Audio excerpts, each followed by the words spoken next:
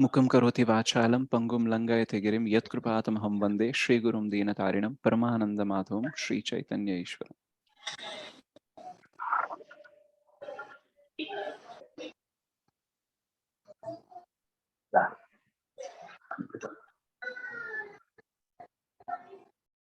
हरे कृष्णा माता जी, सन प्रभु जी, दंडवत प्रणाम। आप सबका बहुत स्वागत है आज के जपा सेशन में। तो आज का जो टॉपिक है वो एक बहुत ही इम्पोर्टेंट सवाल है जो हमारे सबके जीवन में आता है। इवन बहुत बार हमारा मन भी हमसे पूछते रहता है, और वो सवाल है कि भक्ति करने से क्या होगा, या फिर भक्ति करने से क्या आता है। तो जब भी ये सवाल हमारा मन पूछता है या फिर लोग पूछते हैं, तो हम अलग अलग तरीके, okay, we will have darshan and then,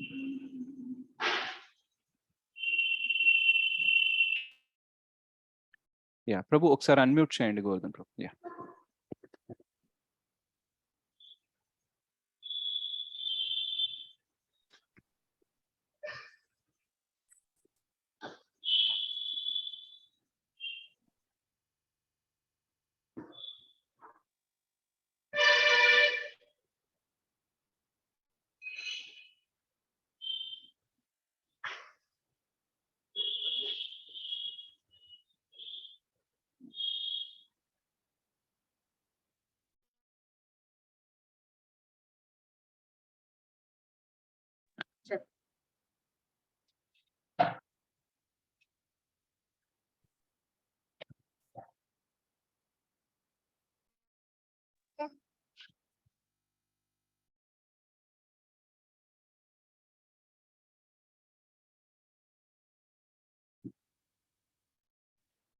तो हम वो बात कर रहे थे उस इम्पोर्टेंट सवाल के बारे में जो हमारा मन और हमेशा हमारे चारों ओर जो लोग होते हैं, स्पेशली जो भक्ति में नहीं होते हैं, वो लोग पूछते रहते हैं कि यार भक्ति करने से आता क्या है, राइट? और क्यों इतना 2-2 घंटा जप करते हो, क्या ये संडे संडे मंदिर जाते हो, क्या ये घंटों तक क्लासेस सुनते हो, फायदा क्या होने वाला है, राइट? तो जब ये सवाल आता है तो हम बहुत कुछ बोलना चाहते हैं, लेकिन कभी कभी प्रॉपरली वो आंसर को फ्रेम नहीं कर पाते, या फिर इस तरीके से फ्रेम नहीं कर पाते हैं जिस तरीके से वो समझ जाए। क्योंकि अभी हम भक्ति में आ गए तो हमारी लैंग्वेज थोड़ी सी चेंज हो जाती है, और वो लैंग्वेज उनको शायद समझ में ना आए, वो एग्जाम्पल्स उनको समझ में ना आए, वो रियलाइजेशन उनको ना हो जो हमारे लिए ऑलरेडी है। तो उस टाइम पे हमें लगता है कि यार कुछ तो और बेटर कहना था, कुछ तो ऐसा कहना था जिससे हमें भी अच्छा लगे और उनको भी अच्छी प्रेरणा मिले। ऐसा हम ट्राई करते हैं, लेकिन कभी कभी हो नहीं पाता है मोस्ट ऑफ द टाइम्स। तो ऐसा नहीं है कि हम जानते नहीं है, और आज जो भी विषय मैं बताने वाला हूँ ऐसा नहीं है कि आप जानते नहीं हो, आप ऑलरेडी जानते हो, बट उसको मैंने थोड़ा सा इधर उधर से जोड़कर आपको बताने का प्रयास कर रहा हूँ।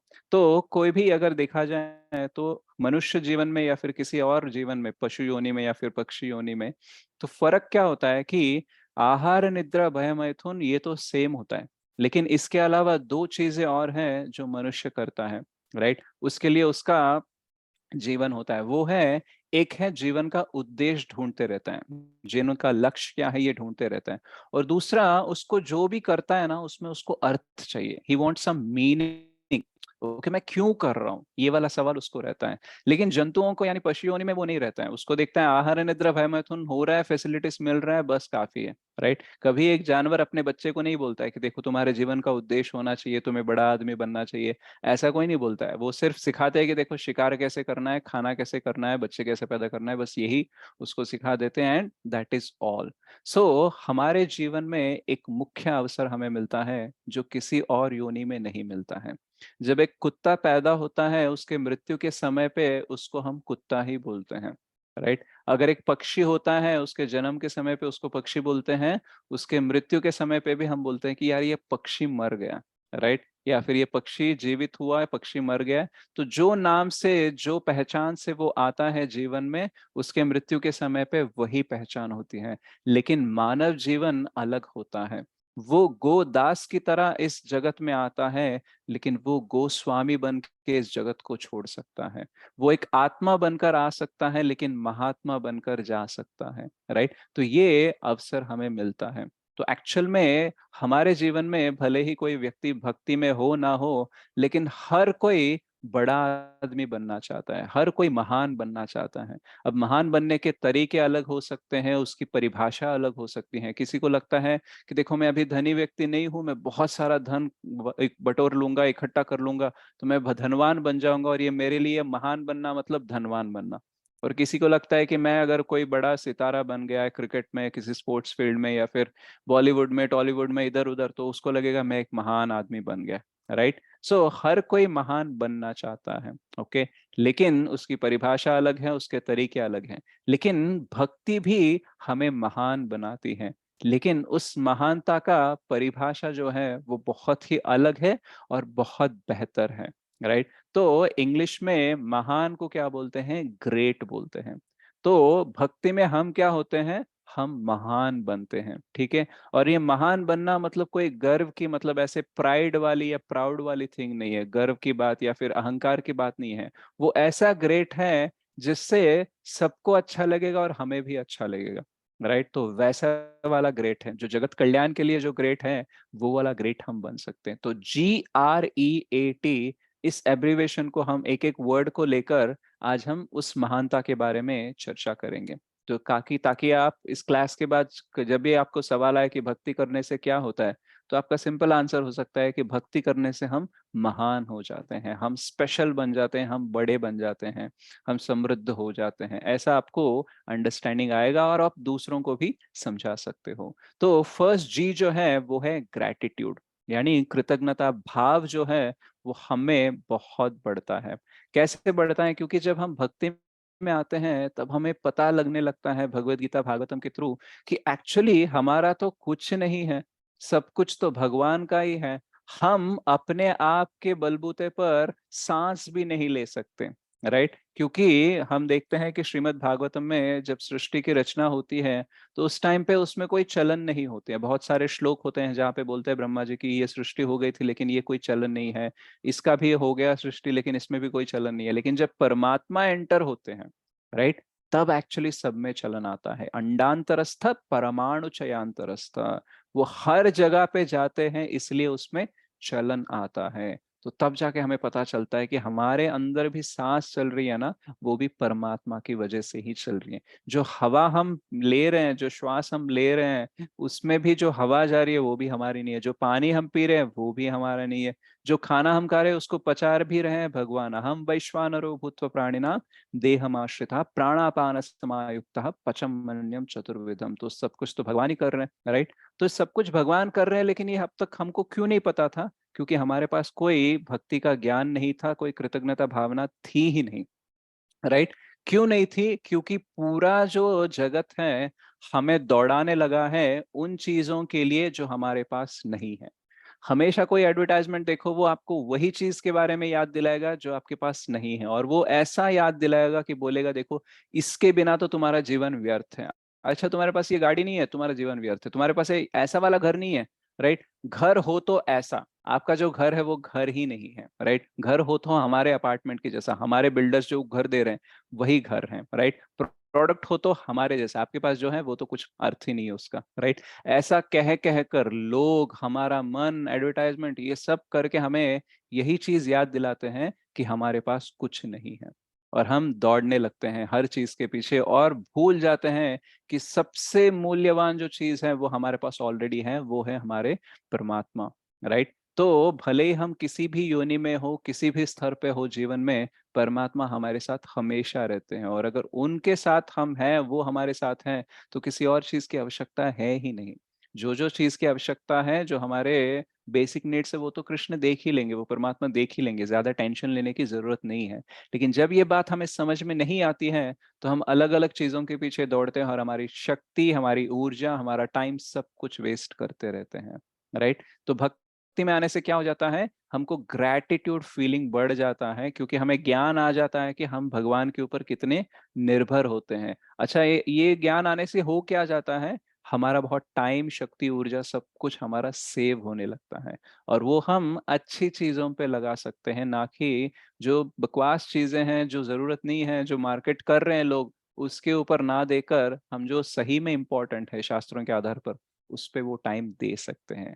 और ये ग्रैटिट्यूड जो है, कृतज्ञता भाव है, ये इतना पावरफुल होता है ना, ये किसी भी विपरीत परिस्थिति को एक अवसर बना देता है, राइट? किसी भी दुख को ये सुख में कन्वर्ट कर सकता है, एटलीस्ट शांति में तो कन्वर्ट कर सकता है। हमारे साथ कितना भी बड़ा घोर पाप हो जाए, अन्याय हो जाए, गलती हो जाए, कुछ भी हो जाए, लेकिन अगर हमको ये ज्ञात है कि देखो, मान लेते हैं कि बहुत सारी चीजें बुरी हुई है, many things went wrong, but still कुछ चीजें हैं जो अभी भी सही चल रही है, तो हम उस पर ध्यान देंगे तो शायद बाकी चीजें भी हम ठीक कर सकते हैं। हमारे लिए चीजें ठीक करने के लिए शक्ति और बुद्धि चाहिए, लेकिन जब कृतज्ञता नहीं होता है तो हमारी स्कैर्स मेंटालिटी होती है, मतलब हमारे पास कमी है, बहुत सारी खामियां हैं, बहुत सारी चीजें कम है, ये वाली चेतना से क्या हो जाता है, हम कुछ कर नहीं सकते। जो हम कर सकते हैं वो भी नहीं करेंगे, और उससे क्या हो जाता है, चीजें और बुरी हो जाती हैं, राइट? तो इसलिए कृतज्ञता भाव से क्या हो जाता है कि चलो यार, बहुत चीजें बुरी है, लेकिन कुछ और चीजें हैं जो ऑलरेडी अच्छी चल रही है, तो उससे हम कुछ करने का प्रयास करते हैं, और इसकी वजह से हमारा हृदय ना बहुत शांत हो जाता है, राइट? अदरवाइज क्या होता है ना, जो चीज हमारे पास नहीं है, राइट, जिसको हम पा नहीं सकते, वो अंदर एक दावाग्नि की तरह जलता रहता है, right? Material desires are burning every time, वो हमारे हृदय को जलाते ही रहते हैं। इसीलिए क्या हो जाता है, महादावाग्नि निर्वापणम। तो जैसे भगवान का नाम लेते हैं, भक्ति करते हैं, तो क्या हो जाता है, उस पे पानी गिर जाता है। जैसे एक वर्षा आती है तो दावाग्नि भी ठंडा हो जाता है, राइट, शांत हो जाता है। वैसे ही ग्रैटिट्यूड आने से बहुत सारी जो बर्निंग डिजायर्स है ना, वो शांत हो जाते हैं। बोलते हैं यार, इतना तो पा लिया हमने भगवान से, अब फिर से क्यों इच्छा करनी है, फिर से क्यों और मांगना है, इतना तो ऑलरेडी दे रहे हैं। तो let us stop asking and let us start doing something for the God, right? तो जैसे प्रभुपाद जी को एक बार सवाल पूछा गया था कि प्रभुपाद, कृष्ण भावनामृत मतलब है क्या, व्हाट इज कृष्णा कॉन्शियस? तो अलग अलग संदर्भ में प्रभुपाद जी ने अलग अलग आंसर दिए, लेकिन इस बार जब वो व्यक्ति पूछा तो उसको बोले कि देखो, कृष्ण भावनामृत मतलब, आप अगर भगवान के अर्च विग्रहों के सामने जा रहे हो, और आपको यदि ऐसा लग रहा है कि भगवान आपसे पूछ रहे हैं कि तुम मेरे लिए क्या कर रहे हो, तो मान लेना कि आप कृष्ण भावनामृत में हो। क्योंकि हर बार क्या होता है, हम जाके मांगते हैं, ओ भगवान 16 माला करने के लिए बोला है आपके सारे भक्तों ने, कर रहा हूँ, नॉनवेज छोड़ दिया, 4 नियमों का पालन कर रहा हूँ, राइट, ऑनियन गार्लिक भी छोड़ दिया, चाय छूट नहीं रही थी वो भी छोड़ दिया मैंने, इतना तो कर लिया मैंने, लेकिन जीवन में कोई बदलाव नहीं आया, वैसे ही प्रॉब्लम है, वही जॉब है, वही बीवी है, वही जो है हस्बैंड है, वही बच्चे हैं, बच्चे सुनते नहीं है, हस्बैंड समझते नहीं है, बॉस समझता नहीं है, फाइनेंशियल प्रॉब्लम हटती नहीं है। तो ये सब मतलब करने का फायदा है क्या, आप कर क्या रहे हो मेरे लिए, राइट? तो हम पूरा एक लिस्ट लेकर जाते हैं, कंप्लेंट लिस्ट, डिजायर लिस्ट, और बोलते हैं भगवान आप क्या कर रहे हैं, देखो सारे तो पेंडिंग ही है अभी, राइट? तो लेकिन कृष्ण भावनामृत मतलब क्या, कि हम अपनी लिस्ट अलग कर देते हैं और एक व्हाइट पेपर लेके जाते हो, बोलते हैं भगवान को कि आप बताओ क्या करूं मैं आपके लिए, और आप लिस्ट भरते हो भगवान के लिए। तो एक बार एक हिंदी में भगवान एक ताना देते हैं, उसके बारे में कहा जाता है, ऐसे कहा जाता है कि हमेशा मांगने ही आते हो, कभी कभी मिलने भी आ जाओ, राइट? हम देखना भगवान के पास कब जाते हैं, देखो प्रॉब्लम है तो ही जाते हैं, जब सब कुछ अच्छा चल रहा है ना, अरे मैं बिजी चल रहा हूँ, अभी टाइम नहीं है, राइट, इसलिए मैं मंदिर नहीं आ पा रहा हूँ, इसलिए क्लास नहीं अटेंड हो पा रहा हूँ, इसलिए चैंटिंग नहीं हो रहा है, इसलिए बुक रीडिंग नहीं हो रहा है, राइट? लेकिन जब सब परिस्थिति बिगड़ जाएगी, जब लगेगा कि अब भगवान के सिवा कोई कुछ नहीं कर सकता, तब आते हैं हम, राइट? तो हमेशा मांगने ही आते हैं, हम मिलने नहीं आते हैं। तो भगवान बोलते हैं कभी कभी मिलने भी आ जाओ। रिलेशनशिप मतलब क्या, राइट? अगर कोई रिश्तेदार आपसे तभी मिलने आ रहा है जब उसकी जरूरत है, तो वो रिलेटिव नहीं है, वो रिलेटिवली चेंजिंग पर्सन है, राइट? उसकी जरूरतों के हिसाब से वो आता है जाता है, राइट? तो वैसे तो बहुत लोग आते हैं, तो भगवान किसको देखना चाहते हैं, उसको देखना चाहते हैं जो उनको देखने आ रहा है, राइट? तो हमें जाके पूछना चाहिए भगवान आप कैसे हो, प्रसाद हुआ क्या, आपका ड्रेस अच्छा है आज, आप बहुत अच्छे दिख रहे हो, बताओ आज मैं आपके लिए क्या कर सकता हूँ।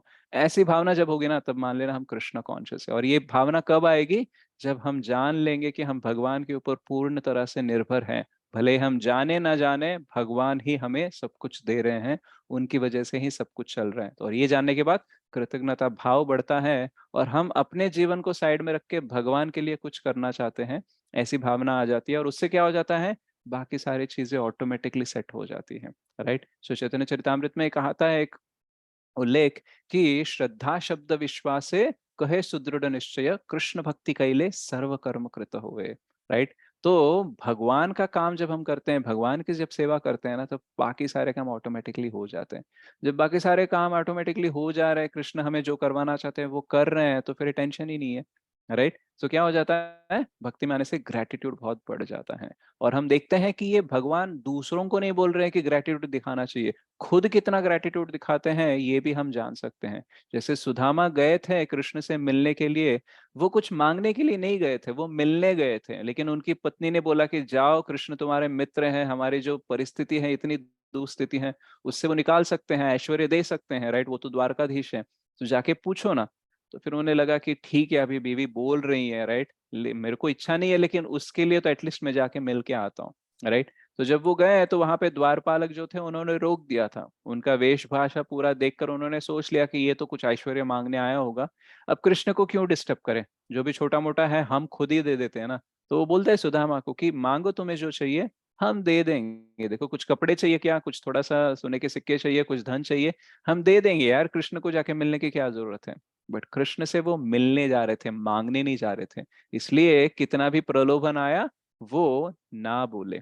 तो वो गए अंदर और कृष्ण से मिले। लेकिन हम अगर सुदामा की जगह होते ना, तो सोचते हैं बात तो सही है, मांगने ही तो जा रहे हैं, कोई और दे रहा है तो फिर लेते हैं, हमको तो मतलब है मांगने से, हमको जो मिल गया तो फिर कृष्ण से मिलने की क्या जरूरत है। तो ऐसी भावना हमारी चलती है, लेकिन सुदामा की विपरीत थी, वो कृष्ण से मिलने गए थे। इसलिए जब कृष्ण को मिलने गए थे, देखो किसी व्यक्ति से हम अगर प्रेम करते हैं, उसे मिलने जाते हैं ना, तो कुछ लेकर जाते हैं।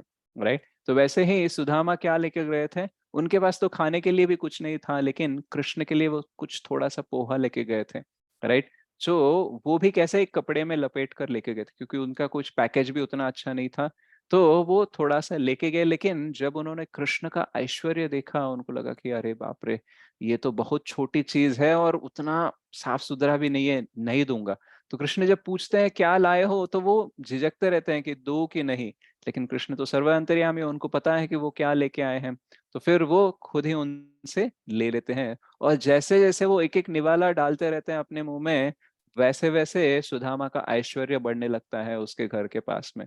और दो तीन निवालों के बाद मतलब रुक्मिणी देवी रोक देती कि बस हो गया, अब कितना दोगे उसको। राइट।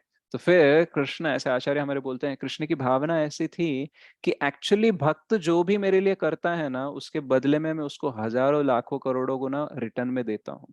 राइट। इसलिए प्रभुपाद जी बहुत सारे परपोर्ट्स में लिखते हैं, भाष्य में, तात्पर्य में, कि कृष्ण को कुछ देने से हम खोते नहीं, बल्कि बहुत कुछ हम पाते हैं। You give something to Krishna, Krishna will give you in return millions of times. तो कृष्ण का ये नेचर है।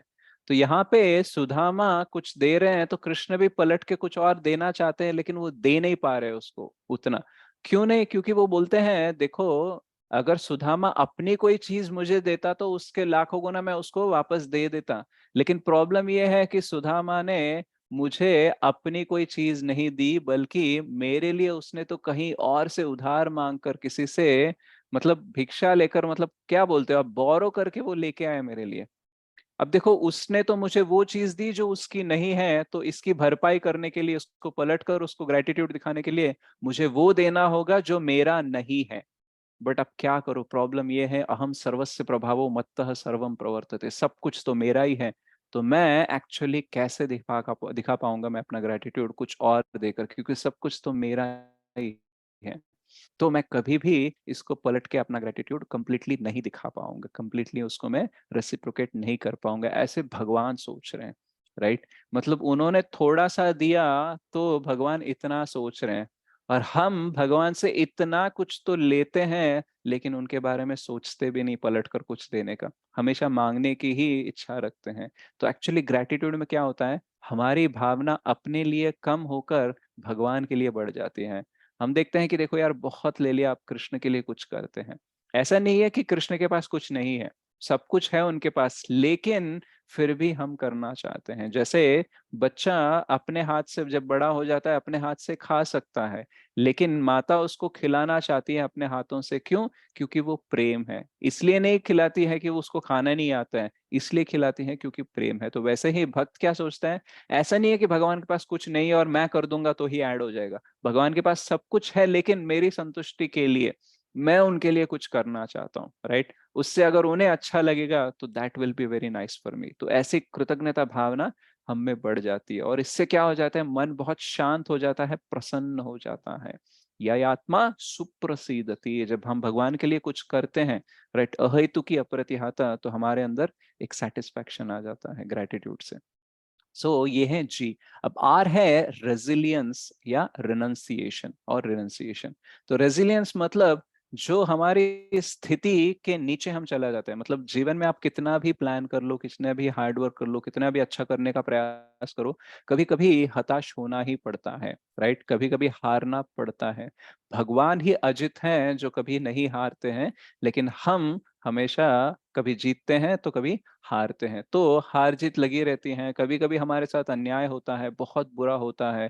तो ये तो होने ही वाला है, ये दुखालयम है, अशाश्वतम है, तो कुछ भी परमानेंट नहीं है, कुछ भी अच्छा नहीं है, कुछ ना कुछ तो मिलावट तो होती है। तो उसकी वजह से हमारे जीवन में बहुत सारी ऐसी परिस्थिति आ सकती हैं जब हम नीचे गिर सकते हैं, राइट? तो हमारे स्तर से जब हम नीचे गिरते हैं तो फिर से उठकर चलने के लिए जो शक्ति चाहिए उसको बोलते हैं रेजिलियंस। यानी हमारी जो स्थिति थी उसको फिर से पुनः स्थापन करने के लिए जो शक्ति चाहिए उसको बोलते हैं रेजिलियंस, और वो भक्ति से बहुत बढ़ती है। हमारे साथ बहुत बुरी बुरी चीजें हो सकती है, लेकिन जितना परीक्षित महाराज जी के साथ बुरा हुआ था उतना तो शायद हम में से किसी के साथ नहीं होगा। 7 दिन में उनको मरने का श्राप मिला था, और किस गलती के लिए? छोटी सी गलती के लिए। हमारे जो कर्स मिलता है, हमें जो शाप मिलते हैं, हमें जो दुख मिलता है ना, वो हमारे गलती के बराबर मिलता है, राइट? ऐसा नहीं है कि हमने छोटी गलती की और बड़ी एक्चुअली शिक्षा मिली है। हमारा हिसाब ऑलमोस्ट सेम होता है, लेकिन परीक्षित महाराज के साथ क्या हुआ? छोटी सी गलती थी, और जिसके प्रति उन्होंने वो ऑफेंस किया था, वो अपराध किया था, उसने भी अपराध नहीं लिया, लेकिन उसके बेटे ने ले लिया था। शमी ऋषि के प्रति उन्होंने छोटा सा अपराध लिया किया था, लेकिन श्रृंगी ने बहुत ज्यादा सीरियसली ले लिया और बोल दिया कि ये क्षत्रिय जो है, ये अब इस लेवल पे आ गए क्या कि ये ब्राह्मण के साथ ऐसा बर्ताव करेंगे? अरे वो तो हमारे नीचे काम करते हैं, हमारे कहे हुए पे काम करते हैं, उनकी कैसी जरूरत ऐसे कर रहे हैं? तो मैं उन्हें श्राप देता हूँ कि वो 7 दिन में एक तक्षक नाम का पक्षी आएगा और उनको मार देगा। तो एक क्षत्रिय ने गलती की तो श्रृंगी ने सारे क्षत्रियों की अपमान कर दिया और उस परीक्षित महाराज को श्राप दे दिया। लेकिन परीक्षित महाराज ने कुछ विपरीत किया। उनके पास भी शक्ति थी, वो भी भक्त हैं, वो शाप का विमोचन कर सकते थे और काउंटर कर्स भी दे सकते हैं, उसको अलग से शाप भी दे सकते हैं, लेकिन उन्होंने ये कुछ नहीं किया। उन्होंने इस परिस्थिति को कैसे स्वीकार किया? उन्होंने सोचा कि ये एक्चुअली भगवान का प्लान है, मैं इस सारे भौतिक बंधन से जल्दी से छूट जाऊं। ये राजपाट, इसमें मैं एक्चुअली ज्यादा फोकस नहीं कर पा रहा हूँ भगवान के ऊपर, इसलिए उन्होंने एक अवसर मेरे लिए दिया ताकि मैं पूर्ण रूप से उनके प्रति मैं समर्पित हो सकूं। ऐसा उन्होंने इस परिस्थिति को स्वीकार किया। तो इसको बोलते हैं डिवोशनल री interpretation of the situation, DRS। यानी जो परिस्थिति है उसको कैसे स्वीकारा जाता है, उसके अलग अलग तरीके होते हैं। अगर हमारे साथ ऐसा हो जाता तो हम बोलते देखो मेरे साथ कितना बुरा हुआ, कितने अच्छे अच्छे काम किए मैंने अपने पास्ट में, उसको तो नजरअंदाज कर दिया, बस एक गलती को लेकर इतनी बड़ी शिक्षा कर दी, ये भी कोई बात होती है कि? तो हम खुद रोने लगते हैं। लेकिन भगवान ने परीक्षित महाराज को ऐसी शक्ति दी, रेजिलियंस की उनके भक्ति के थ्रू, कि उन्होंने अलग ही तरीके से स्वीकार किया। तो हमारे जीवन में भी जब बुरा होता है, हमें भी DRS करना चाहिए, डिवोशनल री इंटरप्रिटेशन करना चाहिए उस सिचुएशन का। कि जैसे अगर हमारा एक्सीडेंट हो जाता है, हमारा हाथ टूट जाता है, तो हमारा DRS क्या होगा? अरे शायद मेरे पूरे प्राण चले जाते, लेकिन भगवान की कृपा है कि केवल हाथ से ही रुक गया, राइट? तो ऐसा हमारा भावना होना चाहिए। अरे अगर भगवान मुझे वो जॉब नहीं दे रहे हैं तो शायद बेटर प्लान होगा उनके पास। अगर ये व्यक्ति मेरे जीवन में नहीं आया तो शायद कोई और बेटर व्यक्ति आएगा, क्योंकि कृष्ण मेरा भविष्य जानते हैं, इसलिए वो अच्छे अच्छे चॉइसेस ही मुझे करने देंगे, अच्छे अच्छी चीजें ही मुझे दिलाएंगे। तो मुझे चिंता करने की कोई आवश्यकता नहीं है, हताश होने की कोई आवश्यकता नहीं है। ऐसा अगर हम समझने लगेंगे तो इसको बोलते हैं रेजिलियंस। इससे क्या होता है, हम टाइम वेस्ट नहीं करेंगे रोने में या फिर दुखी होने में। हम बोलेंगे ठीक है यार, अभी आगे बढ़ो, जो होना था वो हो गया, अभी आगे बढ़ो। जैसे हम बच्चे थे तो चलते चलते गिर जाते थे, लेकिन ज्यादा सोचते नहीं थे, बस ऐसे कर लेते थे क्लीन और आगे बढ़ते थे। लेकिन अभी अगर हम चलते चलते गिर जाए ना, तो एक तो उठना तो अलग प्रॉब्लम है, दूसरा प्रॉब्लम चलता है मन का कि यार इतना बड़ा हो गया तो चल भी नहीं सकता ठीक से, और लोग क्या सोचेंगे तुम्हारे बारे में? तो ऐसे लोग क्या सोचेंगे, कर करके हम ना छोटी सी प्रॉब्लम को भी बड़ा बना देते हैं, राइट। तो ये सब होता है क्योंकि हमारी कॉन्शियसनेस में रेजिलियंस प्रॉपरली होता नहीं है। हम ज्यादा ही ओवर कॉन्शियस हो जाते हैं लोगों के बारे में और अंडर कॉन्शियस हो जाते हैं कृष्ण के बारे में। तो कृष्ण भावनामृत में होंगे तो हमें कृष्ण के बारे में सोचना चाहिए।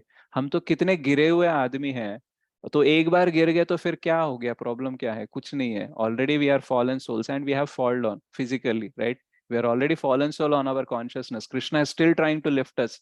तो फिर अगर नीचे गिर गए तो फिर कृष्ण क्या छोड़ देंगे, नहीं ना। तो फिर क्यों ज्यादा सोचना, चलो आगे बढ़ते हैं। हमेशा हम जो सोचते हैं वो नहीं होता है, लेकिन फिर भी आगे बढ़ना होता है। तो ये रेजिलियंस हमारे अंदर आ जाता है, बहुत स्ट्रांग हो जाता है, राइट। अभी पहले अगर 10 दिन आप रोते थे किसी चीज के बारे में, तो अब एक ही दिन रोओगे। और आगे जब बढ़ने बढ़ने के बाद आप एक क्षण ही रोओगे और फिर छोड़ दोगे, और कुछ दिनों बाद तो आपको लगेगा भी नहीं है कि ये फेल्यूर है, इस पे रोना चाहिए, दुखी होना चाहिए। तो ये हमारा मेच्योरिटी बढ़ते रहता है। और दूसरा है रिनंसिएशन, वैराग्य बढ़ता है। पर भक्ति पर ईश अनुभव विरक्ति अन्यत्र च। तो भक्ति में क्या होता है, क्या हो जाता है, परईश अनुभव हो जाता है।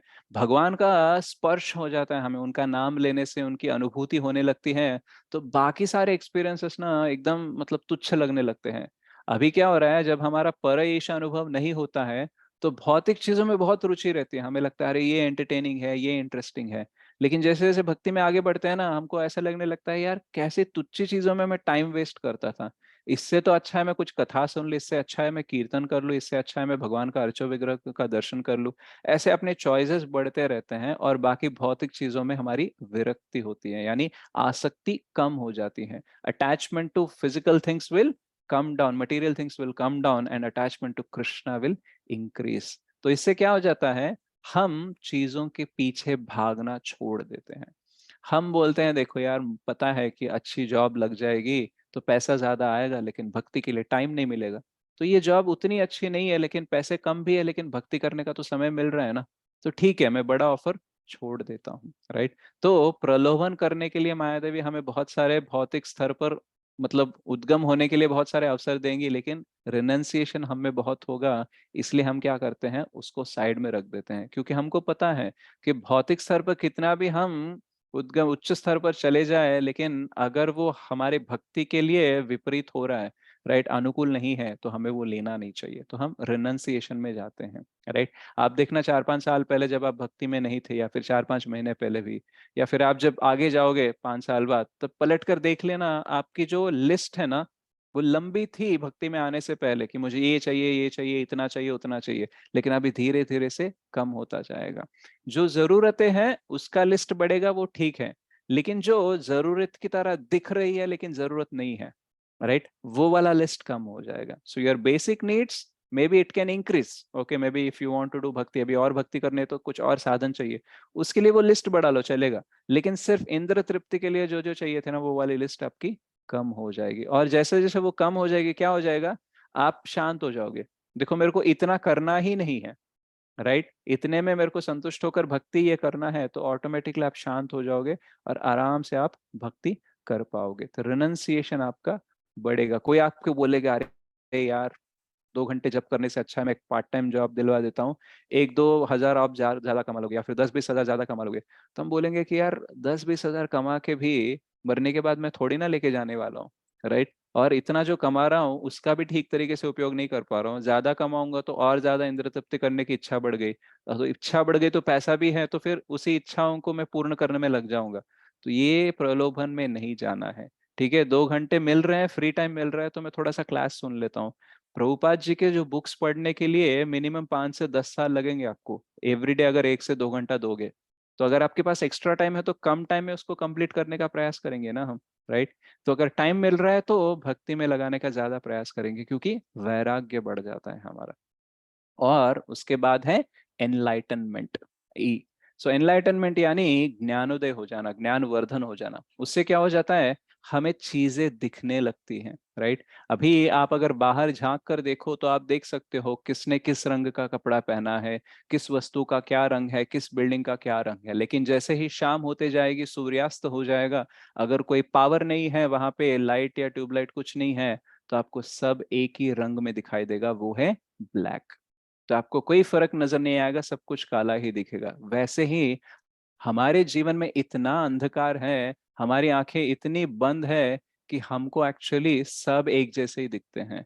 कौन श्रेयोभिलाषी है, कौन शत्रु है, इसमें फर्क नहीं दिखता। क्या धर्म है, क्या अधर्म है, इसमें फर्क नहीं दिखता। क्या सही है, क्या गलत है, इसमें फर्क नहीं दिखता। कभी कभी फर्क दिख भी जाए, लेकिन उसको फर्क दिखा नहीं सकते हम अपने एक्शंस के थ्रू। गलत है फिर भी गलत कर लेते हैं। एक तो पता नहीं चलता है कि गलत है, और ऊपर से गलत पता होने के बाद भी कुछ कर नहीं पाते हैं, राइट। तो ज्ञान वर्धन मतलब क्या? एक तो बुद्धि मिलती है, दूसरी शक्ति भी मिलती है, ताकि हम सही को चुन सके, सही मार्ग पर चल सके। तो भगवान 10.11 भगवत गीता में बोलते हैं, तेषामेवानुकंपार्थम अहम अज्ञानजं तमः नाशयाम्यात्म भावस्थो ज्ञान दीपेन भास्वता। तो एक्चुअली मैं उनके हृदय में एक लैंप की तरह, शाइनिंग लैंप, एक अच्छा उजाला देने वाले दिया की तरह, उनके हृदय का जो अंधकार है, उनके जीवन का, उनके चेतना में जो अंधकार है, उसको हटा देता हूँ। तो जब हम भक्ति करते हैं तो भगवान स्वयं हमारे हृदय में प्रकट होकर, हमारी चेतना में प्रकट होकर अंधकार को दूर करते हैं। कृष्ण सूर्य सम, माया अंधकार है। तो उस माया को वो निकाल देते हैं। उससे क्या हो जाता है? क्लैरिटी मिल जाता है जीवन में करना क्या है। आज की डेट में यूथ से पूछो, किसी से भी पूछो, पता नहीं चलता है उनके जीवन में क्या चल रहा है, क्यों चल रहा है, क्या करना चाहिए, उनको पता ही नहीं चलता है, राइट। जीवन बीतते जाता है और क्लैरिटी नहीं होता है कि जो मैं कर रहा हूँ क्या वही मैं करना चाहता था। कभी कभी तो रिटायरमेंट के बाद जब डेथ बेड पे होते हैं, तब उनको पता चलता है कि यार मैं एक्चुअली कुछ और करना चाहता था। ये जिम्मेदारी, ये वो प्रलोभन के चक्कर में, ये वो उन लोगों के सुझाव के चक्कर में मैं तो वो ही नहीं कर पाया जो सबसे इम्पोर्टेंट है। जो मैं चाहता था वही नहीं कर पाया, कुछ और ही करके मैंने पूरा जीवन व्यर्थ कर दिया। तो ऐसा हम सबके साथ होता है, क्योंकि हम अज्ञान से भरे हुए हैं। इसलिए गुरु साधु शास्त्र जब आते हैं भक्ति के मार्ग में, तब क्या हो जाता है? ओम अज्ञानतिमिरान्धस्य ज्ञानांजन शलाकया चक्षुर उन्मिलितम येन तस्मै श्री गुरुवे नमः। तुम्हारी आंखें खोल देते हैं कि भाई देखो, ये सही है, ये गलत है, ये करना चाहिए, ये नहीं करना चाहिए, ये सब कुछ हमें पता चलता है। तो उससे क्या हो जाता है? हमारा टाइम सेव हो जाता है। जैसे अगर आप गूगल मैप में रास्ता बता रहा है गूगल मैप, और उसने बोला लेफ्ट जाना है, लेकिन आप राइट गए ना, तो इमीडिएटली वो रीराउट कर देता है कि देखो आगे जाके यू टर्न करके वापस आ जाओ। लेकिन मान लो अगर आपका जीपीएस नहीं चल रहा है या फिर गलत चल रहा है, तो आप गलत टर्न लेके हजारों किलोमीटर चले जाओगे, और तब पता चलेगा कि एक्चुअली हम गलत रास्ते पर हैं। तो उधर से वापस आने में ना बहुत शक्ति और टाइम लग जाता है, और कभी कभी हम वापस आ ही नहीं पाते हैं। लेकिन यहाँ पे जीपीएस क्या है? गुरु परंपरा सिस्टम जो भक्ति में हमें मिलता है, प्रामाणिक गुरु परंपरा सिस्टम। उसकी वजह से क्या हो जाता है? हम अगर गलत राह पर भी चले जा रहे हैं ना, तो इमीडिएटली रीराउट हो सकते हैं। उससे हमारा क्या होगा? डेस्टिनेशन मिस नहीं होगा, और थोड़ा सा शायद शायद समय बढ़ जाएगा, लेकिन हम सही रास्ते पे आ सकते हैं। तो एनलाइटनमेंट मिलने लगता है जीवन में, क्या सही है, क्या गलत है, क्या करना चाहिए, क्या नहीं करना चाहिए, क्या सबसे बेहतर है, राइट। और किस में कितनी शक्ति लगानी चाहिए, किसके बारे में कितना सोचना चाहिए, ये सब भी क्लैरिटी आने लगता है। And then A is absorption. G हो गया ग्रेटिट्यूड, आर रेजिलियंस और रिनाउंसिएशन, और ई है एनलाइटनमेंट, और ए है एब्जॉर्प्शन। यानी एक चीज में निमग्न होने का शक्ति जो है उसको एब्जॉर्प्शन बोलते हैं, right. So the ability to absorb will be given through bhakti. तो वहां पे प्रहलाद महाराज बोलते हैं उनकी प्रार्थनाओं में नरसिंह देव के सामने, नैवो द्विजे पर दुरत्यय वैतरण्यास त्वद्वीर्य गायम महामृतमग्न चित्तः। भगवान मुझे ये जो वैतरण्यास, यानी जो भौतिक जगत को और आध्यात्मिक जगत को जो सेपरेट करता है, उसको वैतरणी बोलते हैं। तो वो पार करने में ज्यादा मुझे टेंशन नहीं है, एक्चुअली कोई ज्यादा एंजाइटी नहीं है। क्यों नहीं है? त्वद्वीर्य गायम महामृत मग्न चित्त। यानी आपकी जो वीर गाथा है, आपके जो लीला है, उसमें मेरा चित्त जो है इतना निमग्न है, क्योंकि वो महाअमृत है, राइट। अमृत ने महाअमृत है, तो उसमें मेरा मग्न चित्त हो गया है, इसलिए मुझे ज्यादा कोई टेंशन नहीं है। इसलिए आगे जाके बोलते हैं मेरी तो टेंशन एक्चुअली बाकी लोगों के लिए है। शोचे ततो विमुख चेतः इंद्रियार्थ। तो जो विमुख होकर अपनी चेतना को इंद्रियार्थ में लगाए हैं, उनके बारे में एक्चुअली मैं ज्यादा सोचता हूँ। तो वो एब्जॉर्ब किस में है? वो एक्चुअली कृष्ण कथा में एब्जॉर्ब्ड है। जब हम कृष्ण की लीला सुनते हैं, नरसिंह देव की लीला सुनते हैं, प्रहलाद महाराज के बारे में सुनते हैं, तो हमें लगता है कितना अद्भुत है ना, कि बहुत सारे अस्त्र शस्त्र प्रहलाद महाराज के सामने छोड़े गए उन्हें मारने के लिए, लेकिन कोई अस्त्र कोई शस्त्र कुछ नहीं कर पाया। राइट? उनको तो पहाड़ के ऊपर से फेंका गया था लेकिन उनको कुछ नहीं हुआ। उनको तो एक सांपों के ढेर में डाल दिया था लेकिन कोई काट नहीं पाया। उनको तो आग में जलाने का प्रयास किया लेकिन कुछ नहीं हुआ उनको। कितना अद्भुत है। तो अवश्य ही ये एक अद्भुत विषय है, लेकिन उससे भी अद्भुत विषय ये है कि जब ये सब हो रहा था तो उनके चित्त में कोई एंजाइटी नहीं थी, कोई कुंठा नहीं थी, कोई डर नहीं था। वो पुकार भी नहीं रहे थे भगवान को कि आओ मुझे बचा लो। इवन जब नरसिंह देव आए थे, प्रहलाद महाराज के कहने पे नहीं आए, कि उन्होंने नहीं कहा कि मुझे आके बचा लो। राइट? एक्चुअली हिरण्यकशिपु बोल रहा था किधर है तुम्हारा भगवान, उसको बुलाओ। राइट? जैसे एक हिरण को एक शेर शिकार करता है वैसे मैं उनका शिकार कर दूंगा। राइट? तो इसलिए नरसिंह देव नरसिंह बन के आते हैं, क्योंकि हिरण्यकशिपु बोलता है मैं सिंह की तरह शिकार करूंगा, तो नरसिंह देव बोलते हैं ठीक है मैं ही सिंह हूं, अब तू देख कैसे शिकार करता हूं मैं तुम्हारा। राइट? तो फिर नरसिंह देव आए प्रहलाद महाराज को बचाने, नहीं एक्चुअली उसको दिखाने के लिए हिरण्यकश्यपु को। राइट? वैसे तो वो ऑलरेडी बचा रहे थे। जितनी बार नरसिंह देव ने प्रहलाद महाराज को बचाया ना, उससे ज्यादा बार तो उनके नाम ने ही उनको बचा लिया था। राइट? कभी भी नहीं आए थे वो, लास्ट में ही आए थे, लेकिन उससे पहले कौन बचा रहा था? उनका नाम, उनकी स्मृति ही प्रहलाद महाराज को बचा रही थी। तो जब हम एब्जॉर्ब हो जाते हैं कृष्ण कथा में, तो पूरा चेतना जो है, हमारा पूरा कॉन्शियसनेस जो है वो भगवान में निमग्न है ना, बाकी फालतू चीजों के बारे में चिंता करने के लिए चेतना ही नहीं बचेगी। जैसे आप सुबह उठने से शाम तक, रात को सोने तक अगर भगवान की सेवा में, भगवान की कथा में निमग्न हो, या फिर जो भी आपकी निजी अवस्था में आप जो काम करना चाहते हो उसमें भी अगर आपको ज्ञात रहेगा कि देखो ये कृष्ण की कृपा है, कृष्ण के बारे में हमें सोचना चाहिए। राइट? उसके उस स्थिति में आप अगर अच्छे से काम कर रहे हो, तो आपको बाकी चीजों के बारे में सोचने के लिए जो चेतना चाहिए वो अवेलेबिलिटी नहीं रहेगी। जैसे अगर आपके पास 100 रुपए हैं और आप 100 रुपए सेवा में लगा दे रहे हो, तो इंद्र तृप्ति करने के लिए आपके पास पैसे ही नहीं बचेंगे ना। तो वैसे ही पूरी चेतना अगर भगवान की सेवा में लगा देंगे, तो इंद्र तृप्ति करने के लिए जो चेतना चाहिए वो चेतना बचेगी ही नहीं। राइट? तो हम सोच सकते हैं कि अगर मैं पूरी चेतना भगवान पे डाल दूंगा, इतना ऑब्जर्व हो जाऊंगा, तो बाकी काम कैसे होंगे? राइट? तो ऑलरेडी मैंने बोला कृष्ण भक्ति कहले सर्व कर्म करते हुए, हमारे से जो करवाना है ना वो कृष्ण करवा देंगे। राइट? हमारे लिए जो निजी जीवन में अवसर है, राइट, योगक्षेम वहाम्यम, वो देख लेंगे।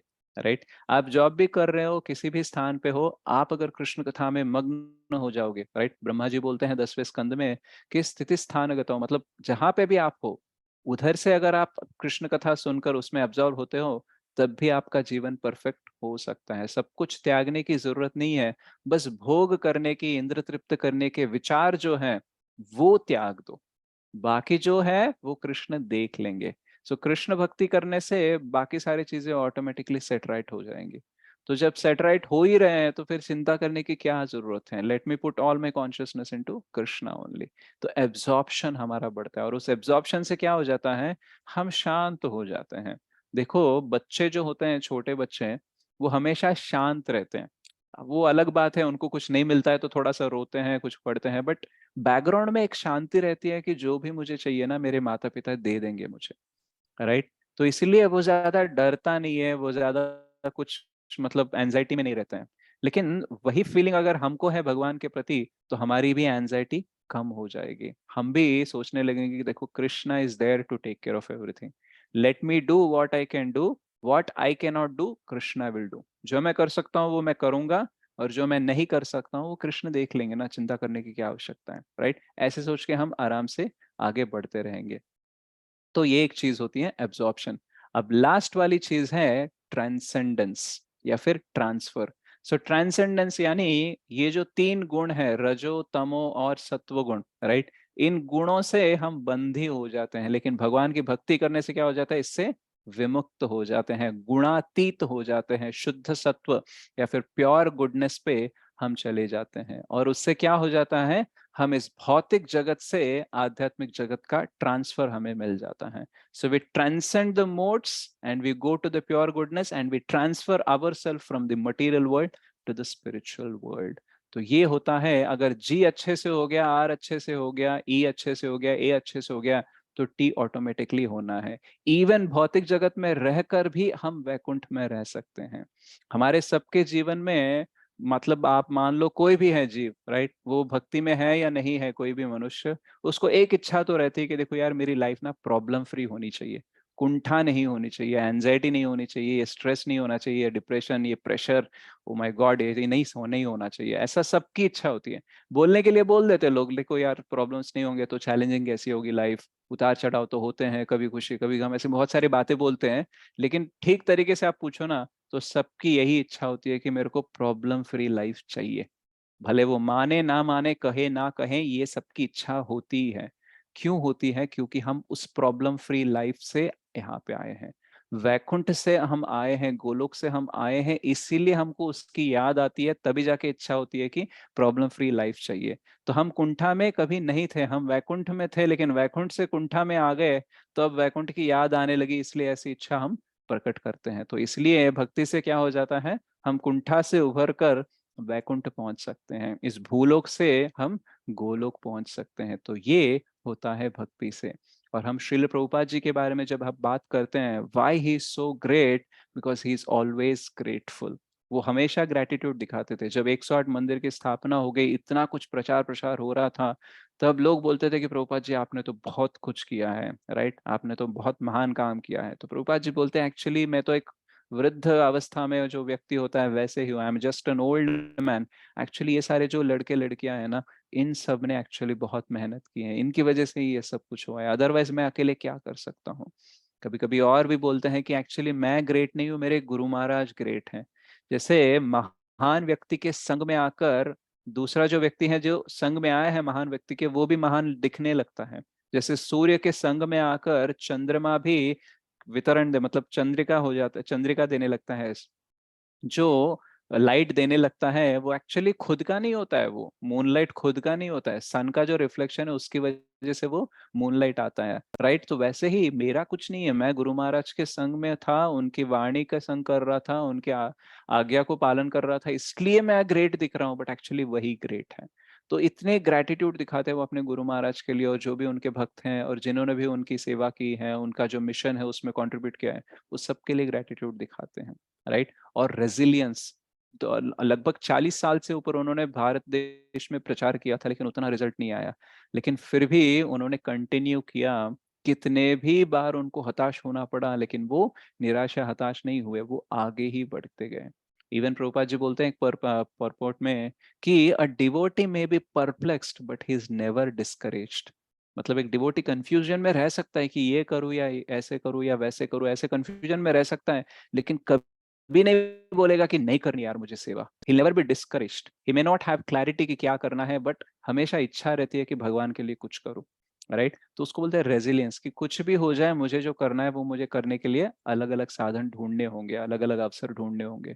इसलिए वो देखते रहते थे कि कौन अमेरिका जा रहा है, कौन अमेरिका मुझे लेके जा सकता है। तो वो ऐसे अवसर क्रिएट करके उस वृद्धावस्था में भी वो अमेरिका गए प्रचार करने के लिए पाश्चात्य देश में, और उसकी वजह से आज हम जैसे लोग भी भक्ति करने के लिए जो फैसिलिटीज चाहिए उसको पा रहे हैं, राइट। और रेनंसिएशन, बहुत लोगों ने बोला प्रभुपाद जी आप तो वृंदावन छोड़ के जा रहे हो और उस शीतल स्थल पे जा रहे हो, अगर आपकी वहां पे मृत्यु हो गई तो फिर कितना दुर्भाग्य होगा कि आप वृंदावन में आपकी मृत्यु नहीं होगी, कहाँ जाके देह त्याग करना चाहते हो उन लेच्छों के स्थान पर, राइट। लेकिन सबको लगा कि प्रभुपाद जी ने वृंदावन छोड़ा, लेकिन प्रभुपाद जी ने वृंदावन कभी नहीं छोड़ा। वो अपने हृदय में वृंदावन लेकर जा रहे थे, और वो जहां कहीं पे भी गए उन्होंने वृंदावन की स्थापना की है। तो Prabhupada has carried Vrindavan in his heart and he manifested Vrindavan wherever he went.